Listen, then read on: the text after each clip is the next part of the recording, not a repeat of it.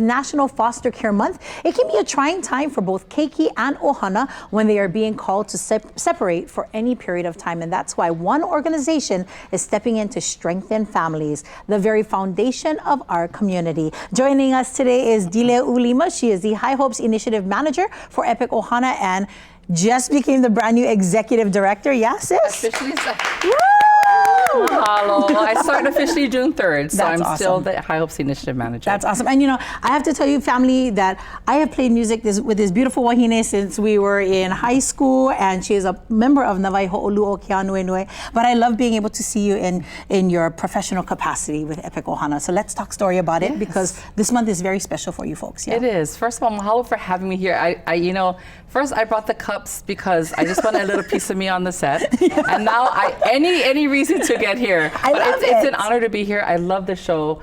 This month is very special, and even though the end of the month is nearing, every day can be Foster Care Awareness Day. So, of course, in Hawaii, we have children and families that are involved in the foster care system where there's a need. Yeah, right? Absolutely. Yeah. If you can give us just a general idea of what Hawaii's foster care system looks like right now, and how many foster keiki do we have in the system? Do you have an idea of an approximation? Yeah, so, you know, on any given day within the last year, so we're talking about a little less than 1,000 keiki across the state of Hawaii, but it's less now than it has been. In the last few years, it could go anywhere 1,200, 1,300, 1,500, in the past even more.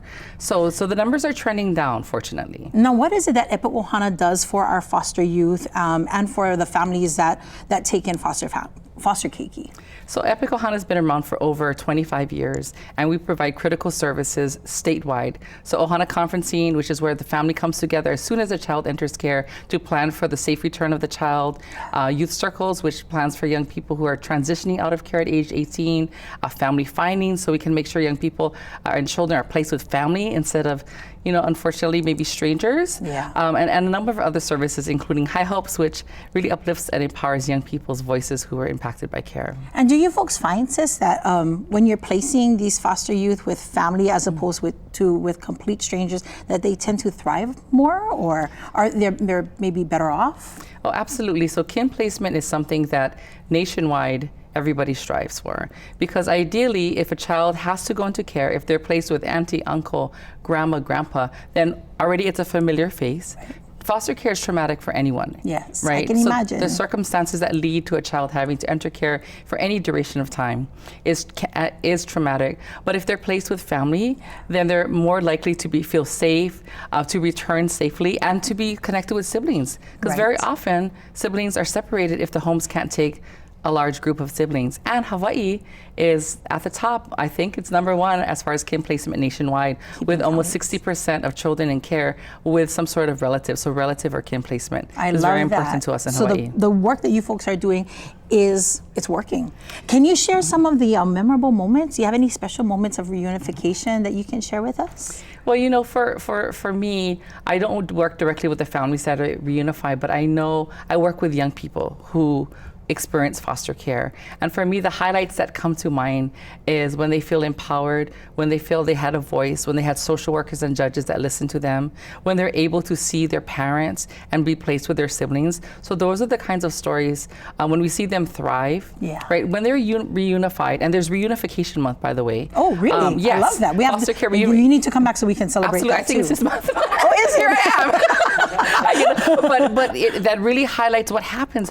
To get children reunified with their parents safely, it requires everyone to circle around the families, because the parents need support, right? And the systems need to support the families and the children to be reunified. So anytime a child can go home safely, it is a success story, and that's what we all want. I love that. I love that. Sis, for our viewers who, you know, may not know too much about foster care, but have a love for our families, have a love for our lahui, and have a love for our keiki, how can we help our keiki and our youth in foster care? So there's a number of things I'm looking to you that you can do right here during Foster Care Month, Awareness Month, but every day. First, you can become a foster parent or a resource caregiver. Go to CatholicCharitiesHawaii.org. I'm shouting out our partner organizations statewide. They have the statewide contract to train and licensed foster parents. You can become a foster parent or even respite care. Sometimes they need Giving people a break. A break for a weekend or a week if they have to travel. You can also go to familyprogramshawaii.org to learn about project visitation, which you can be a volunteer once a month bringing siblings that are separated together. That's something that you can do once a month.